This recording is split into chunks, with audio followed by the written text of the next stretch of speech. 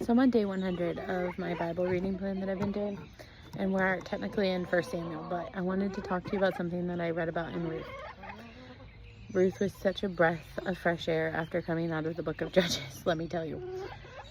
Especially the end of Judges. It's pretty intense, but something that was talked about at the end of Ruth in this little sidebar that my Bible often has, it's called Beneath the Tapestry, and so it compares how God is weaving people and situations and ways that we can't see and that to us don't make any sense. And it uses the example of looking at a tapestry from underneath, where you see all the threads kind of loosely knotted together and interweaving, and like you can't really see what's happening below the bottom of a tapestry, but from the top it all makes sense. And so our view is limited and we can only see from the bottom, but God sees from the top.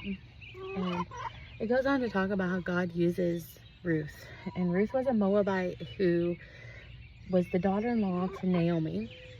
She married one of Naomi's sons, and when Naomi's sons and husband passed away, she sends her two daughter-in-laws back to their own country. But Ruth famously says, "Where you go, I will go. Where you stay, I will stay." And Ruth makes Naomi's God, Yahweh, her God.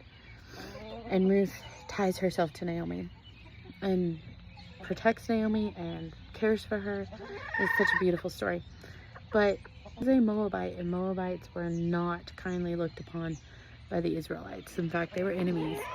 And so this little tidbit goes on to talk about how Ruth was an enemy, someone who was very unlikely to be used. And the Bible many times over and over and over again shows us how the most unlikely of people are being used by God, and how he is doing something in the midst of our mess, and in the midst of something that looks crazy and doesn't make any sense to us. God is working, and God wove an enemy of the Israelites, a Moabite woman, into the very lineage of Christ.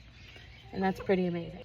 So I want to give that to you today as just like a little bit of hope. If you are feeling insignificant in life, if you're struggling with something and you feel like an outcast, just know that God loves the outcast. He loves the black sheep, the ones who stand alone, who are often overlooked and rejected by the rest of the world.